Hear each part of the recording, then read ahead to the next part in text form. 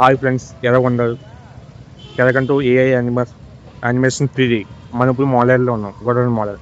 ఇప్పుడు మనం 120 సంవత్సరాల పురాతన టెంపుల్కి వచ్చాం. సూర్యనారాయణమూర్తి టెంపుల్కి వచ్చాం మోడల్లో. ఇది 1905లో కట్టే గుడి. మనం ఇప్పుడు లోపలికి వెళ్తామండి. మన గుడి బయట చూస్తుంది, బైక్ పార్కింగ్ ఎలా ఉంది చూడండి. మన రీసెంట్గానే 15వ తారీఖుని 120 సంవత్సరాలు పూర్తి చేసుకుని గుడి, సూర్యనారాయణ గుడి. మా గుడి చూడొచ్చు. బయట గోపురం ఇలా ఉన్న ఎంట్రన్స్లో మనం గుడి లోపలికి వెళ్దాం రండి. ఇది బైక్ పార్కింగ్ ఏరియా. మన బైక్స్ దగ్గర పార్క్ చేసుకోవచ్చు. మన గుడి లోపలికి వెళ్ళి ఫస్ట్లోనే గజ స్తంభం ఉంటుంది. గజ స్తంభం చాలా పెద్ద చూడొచ్చు. మన గుడి ఇంటికి చాలా బాగుంటాయి చూడండి. ఇది హనుమంతుడు గారు చూడండి. హనుమంతుడు చాలా బాగుంది. జటాయు బొమ్మ చూడండి.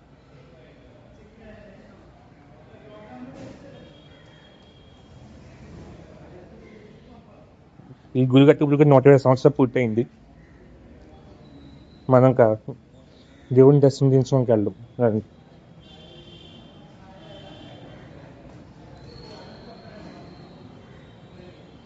లోపలికి వెళ్తాం.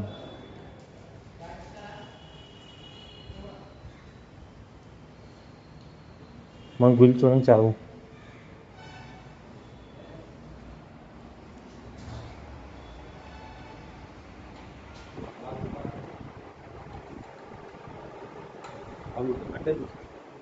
మన లోపలికి వెళ్తాం చూడండి. మన సూర్యమూర్తి వచ్చాం.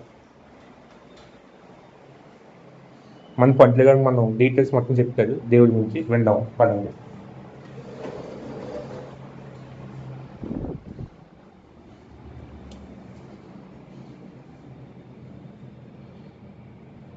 సూర్యమూర్తి సూర్యనారాయణమూర్తి ఇటు పక్క స్వామి చేతి పక్క ఉషాదేవి, చేతి పక్క పద్మిని, పాదాల దగ్గర ఉన్నవారు ఛాయాదేవి, ఛాయాదేవి, సౌజ్ఞాదేవి. నలుగురు భార్య సూర్యనారాయణమూర్తి. ఉషా, పద్మిని, ఛాయ, సౌజ్ఞ. పద్మిని, ఛాయ, సౌజ్ఞ. ఈ 1902వ సంవత్సరంలో బ్రిటిష్ అన్నమాట. 123 సంవత్సరాలు అయింది. ఆ స్వామి కళ్యాణమూర్తి కింద ఉన్నవాళ్ళు. ఆ కింద ఉన్న వాళ్ళు భాగమూర్తులు అంటారు. అభిషేకాలు అంటే వాళ్ళ జరుగుతాయి. కళ్యాణోత్సవం, రథోత్సవం వాళ్ళ జరుగుతుంది. రథోత్సవంగా ఆయన కళ్యాణమూర్తి మధ్యలో ఉన్నాయి. వీళ్ళు అభిషేకమూర్తులు. అటు సుదర్శనమూర్తి అక్కడ ఉన్నారు కదా, చక్రనారాయణ స్వామి అంటారు. ఇటు విశ్వక్షేణుడు, అది సుదర్శనుడు.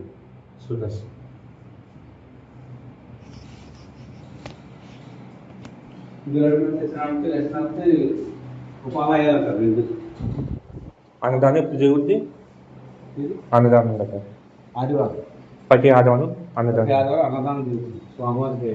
మన రాష్ట్రం, ఇతర రాష్ట్రాలు కూడా వస్తారు మనకి. ఈ ఆలయంలోనే మనకి లక్ష్మీనారాయణ స్వామి, లక్ష్మీనారాయణమూర్తి, లక్ష్మీనారాయణ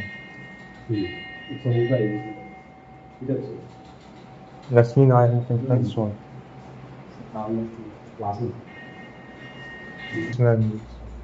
పక్కన ఉంటుంది రమాదేవి. ఈ స్వామికి ఎడం పక్క అట్లా ఉంటుంది.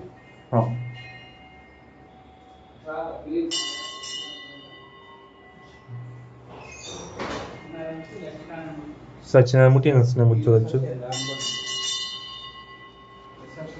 ఈ స్పాట్ చేయండి చూడండి.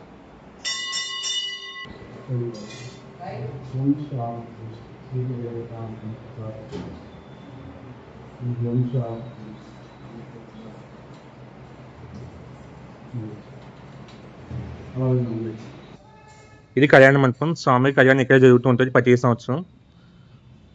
ఇంకా జూమ్ చేసి చూపించాను. ఇది స్వామి గుడి పక్కన కళ్యాణ మండపం ఉంది. ఇది కళ్యాణ మండపం. మనం 3 విగ్రహాలు చూసాం కదా, ఆ 3 విగ్రహాలు ఇక్కడ చేస్తారు కళ్యాణం ప్రతి సంవత్సరం. మన గుడి బ్యాక్ సైడ్ తాబేళ్ళు ఉన్నాయి చూడొచ్చు. తాబేల్స్ సెట్ కూడా చేసారు, చాలా బాగుంది. టాబ్లెట్స్ తోటి లైక్ ఇది హోమ్ కానీ ప్రతి హోమ్ గట్ట ఏదైనా ఒంటికి చేస్తారు చూడొచ్చు. ఇక్కడ జూమ్ చేసి చూపుతాం మీకు.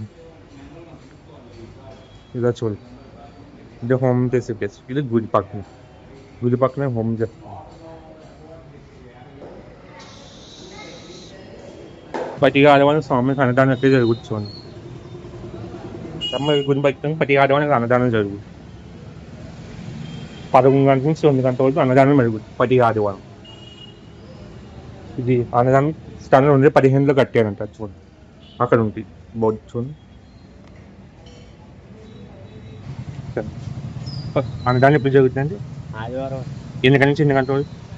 11 గంటల కానీ మధ్యాహ్నం 2 గంటల. గుడి గడిచినప్పుడు లోపలే ఉంటుంది. ఇంటీరియర్ చాలా బాగుంది. చిరాకు అయితే చాలా బాగుంది. విగ్రహాలన్నీ చాలా బాగుంది.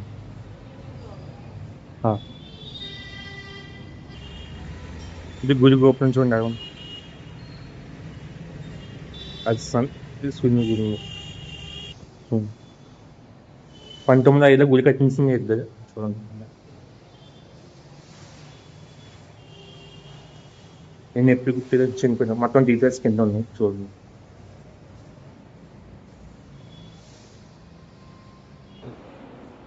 మన గుడి పక్కనే యోగా క్లాస్ జరుగుతుంది చూద్దాం. ప్రతిరోజు జరుగుతుంది యోగా. అంటే ఇప్పుడు యోగాంధ్ర జరుగుతుంది కదా, యోగాంధ్ర నిమిత్తం మొన్న 21 నుంచి 25 వరకు ప్రతిరోజు 4 గంటల నుంచి 5 గంటల వరకు ఇక్కడ యోగా నిర్వహణ. ప్రతిరోజు 4 నుంచి 5 గంటలు. 4 నుంచి 5.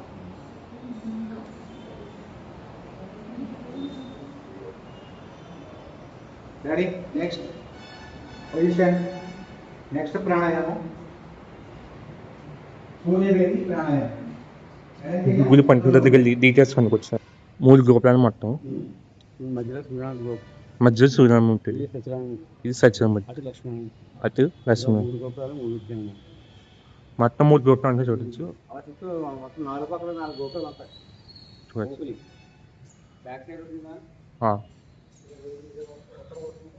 ఈ పెద్దది సూర్యమూర్తి గోపురం, మిగిలిన లక్ష్మణమూర్తి.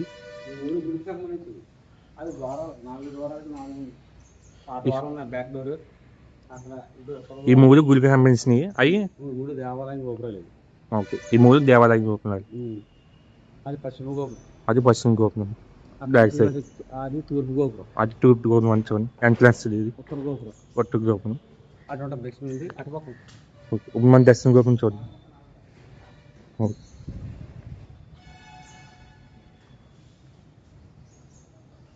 మొత్తం 3 గోపురం. 3 ఉన్నాయి మెయిన్. ఈ గజస్తంభం గోపురం మొత్తం 4. 4 చూద్దాం పక్కన. ఇది 4 గోపురం చూడండి. అది మెయిన్ ఎంట్రన్స్ గోపురం. ఫస్ట్ గోపురం జయ విజయ్ అండి. ఫస్ట్ టైం జయుడు. ఇది పంపే జయుడు. ఇది ద్వారపాలకుడు విజయుడు. జయ విజయ్ గరుకుమారి.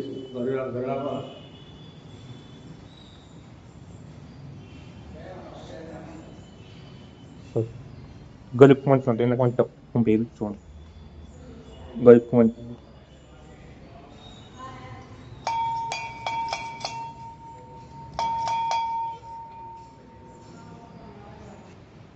చూడండి. మామూలు టాబ్లెట్ వచ్చేస్తే టాబ్లెట్.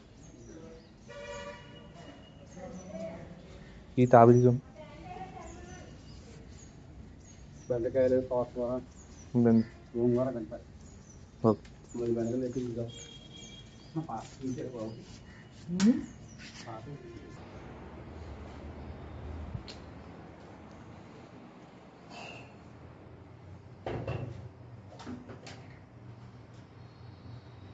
కాంతాయ కళ్యాణదేవేభ్యనాం శ్రీవేంకటనివాసాయ శ్రీనివాసాయ మంగళం. శ్రీకాంతాయ కళ్యాణదేవేభ్యనాం శ్రీవేంకటనివాసాయ శ్రీనివాసాయ మంగళం. గోపాంబరపురనివాసాయ సూర్యదేవాయ మంగళం.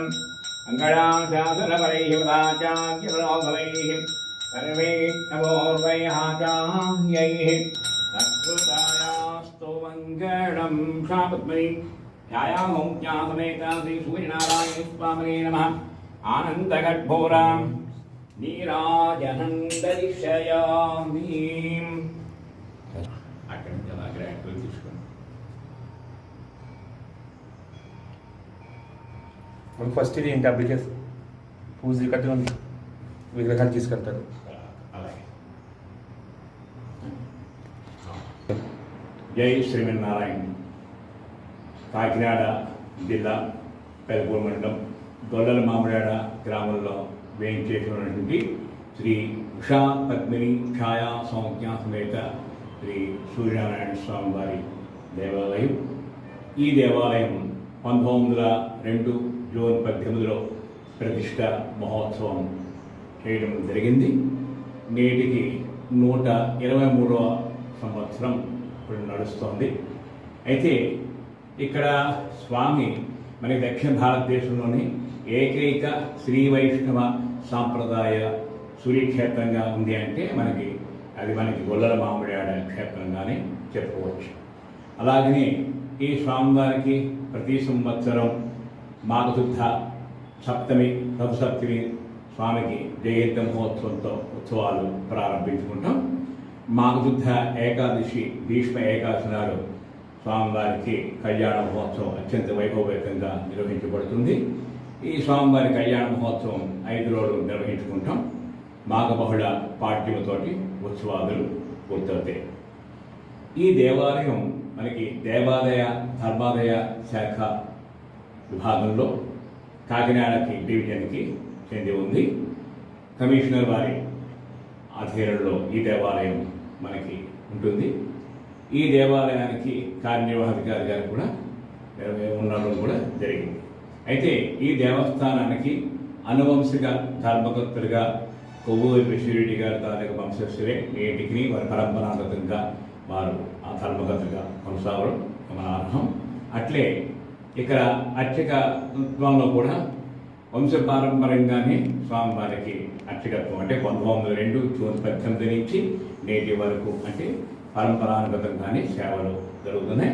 అది రేజేటి వారి వంశస్థులే ఈ దేవాలయానికి ప్రధాన అర్చకులుగా నేటికి కొనసాగుతుంది. ఇప్పుడు నేను ఆ అర్చకత్వంలో 4వ తరంలో వాడిని స్వామివారి యొక్క సేవలు. అలాగే ధర్మకర్తలు కూడా 5వ తరానికి చెందినటువంటి వారుగా ఉన్నారు. ఇప్పుడు ప్రస్తుతం దేవాలయానికి అనువంశ ధర్మకర్తగా శ్రీనివాస బాలకృష్ణారెడ్డి గారు ఆయన ఆలయానికి వంశపారక ధర్మకర్తగా ఉంటే ఆలయ వంశపారపర్య ప్రధాన అర్చకులుగా రేజేటి చెన్నవెంకటేశ్వరాచార్యులు నేను ఈ ఆలయంలో కొనసాగుతున్నాం. అలాగనే ప్రస్తుత దేవాలయ ధర్మశాఖ కార్యనిర్వాహకారి ఆయన సత్యనారాయణ గారు పి సత్యనారాయణ గారు ఆయన ఈ స్వామివారికి కార్యనిర్వాహకారిగా దేవాలయ ధర్మని చేస్తున్నారు. అయితే ఈ దేవస్థానంలో ఉన్నటువంటి స్వామివారి ప్రత్యేకత ఏంటంటే 4 దేవేరులతో ఆ స్వామివారు వేయించేసి ఉంటారు. ఆ 4 దేవేరుల పేర్లు ఏంటంటే ఉషా పద్మిని ఛాయా సౌజ్ఞ సమేత సూర్యనారాయణ స్వామిగా అమ్మవారు దర్శనం ఇస్తారు. 2 అమ్మవార్లు మనకి వస్త్రాలంకారంలో కనిపిస్తూ ఉంటే మరొక 2 అమ్మవార్లు స్వామివారికి ఇరు పాద పార్శ్వభాగమందు 2 ఏకశిలలోనే దర్శనం ఇస్తారు. ఈ కింద ఉన్నటువంటి స్వామి యొక్క కళ్యాణోత్సవ మూర్తులు. అలాగనే ఇక్కడ స్వామివారితో పాటు పరివార దేవతలుగా లక్ష్మీనారాయణ స్వామి సన్నిధి, శ్రీ సత్యనారాయణ స్వామి సన్నిధి, గరుడాడు వారు, విశ్వక్సేనుడు, ధ్వజస్తంభం ఇవన్నీ కూడా ఏకకాలంలో 1902 జూన్ 18లోనే ప్రతిష్టా మహోత్సవం నిర్వహించుకోవడం జరిగింది. ఇక్కడ ప్రతి ఆదివారం నాడు కూడా భక్తులకి వచ్చేటందరికీ కూడా సామూహికంగా స్వామివారికి ముఖమండపంలో ఉత్సవమూర్తులు వేయించి చేసి క్షీరాభిషేకం, తులసి కుంకుమారాధనలు కనిపిస్తాం. అనంతరం వచ్చినటువంటి భక్తులందరూ కూడా ఈ అన్నదాన ప్రసాద స్వామివారికి దక్షిణ భాగంలో ఉన్నటువంటి అన్నదాన భవనంలో ఉచితంగా అన్నదాన వితరణ కూడా చేయడం జరుగుతుంది. ఇది ప్రతి ఆదివారం నాడు కూడా విశేష సంఖ్యలో నిర్వహించుకుంటారు. అలాగా ఈ దేవాలయం మనకి విష్ణు పరంపరగా కొనసాగుతున్నటువంటిది. మనకి అరసవల్లి శివపరంపరంగా కొనసాగుతున్నటువంటి క్షేత్రం అరసవల్లి శ్రీకాకుళం జిల్లా. అలాగనే బ్రహ్మతత్వానికి సాక్షిభూతంగా సూర్యక్షేత్రమే వరిశ్వరుడి కోణార్క్ సూర్య దేవాలయం. ఇలాగ మనకి ప్రాచీన సూర్య దేవాలయాల్లో దేశవ్యాప్తంగా ప్రధానంగా 24 సూర్యక్షేత్రాలను దర్శనమిస్తే అందులో ఆంధ్రదేశంలో నాకందరూ కూడా స్వామివారిని వచ్చి దర్శించి స్వామి కృపకు పాత్రులవ్వాలని అనేక మంగళాశాసనాలు తెలియజేస్తూ ఈ దేవాలయానికి చేరుకోవడానికి రైలు మార్గం ద్వారా రావాలనుకున్నటువంటి వాళ్ళు ఇటు కాకినాడ సామర్లకోట దాకా వచ్చి అక్కడి నుంచి సుమారు 20 కిలోమీటర్లు 26 కిలోమీటర్ల మధ్యస్థంలో ఉన్నటువంటి ఈ గొల్లల మామిడాడ దేవాలయాన్ని చేరుకోవచ్చు. ఇక్కడ ఇంకా విశేషత ఏమిటంటే సప్త గోదావరిలో ఒకటి అయినటువంటి తుల్యభాగ నదీ తీరాన్ని వేయం చేసినటువంటి స్వామివారు. ఇక్కడ తుల్యభాగ మాకు అంతర్వాహినిగా ప్రవహిస్తూ చొల్లంగి దగ్గర సాగర సంగమం అయినటువంటి ప్రదేశం.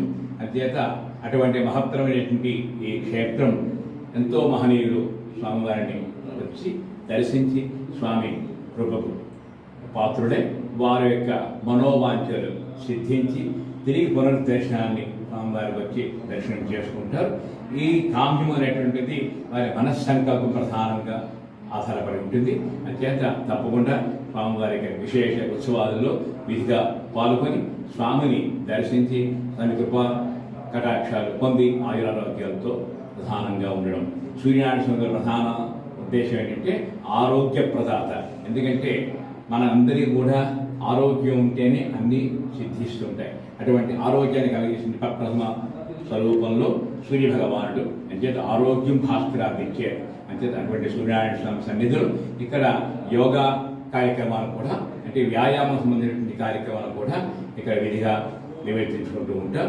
కనుక అన్ని కోణాల్లో కూడా స్వామి గారి ప్రధాన ఉద్దేశం ఏంటంటే ఆరోగ్యాన్ని పొంది ఆయురారోగ్యాలతో భోగభాగ్యాలతో సుఖశాంతులతో పాడి పట్టడంతో వర్ధిల్లాలని అనేక మంగళాశాసనాలు తెలియజేస్తూ తప్పకుండా స్వామిని దర్శించి ఈ ప్రసార మాధ్యమంలో దర్శిస్తున్నటువంటి ప్రతి ఒక్క భక్త మహాశయుడికి పేరున అనేక మంగళాశాసనాలు తెలియజేస్తూ స్వామిని దర్శించి అందరూ వృద్ధిలో ఉండాలని కోరుతూ సర్వే జన సుఖినో భవంతు.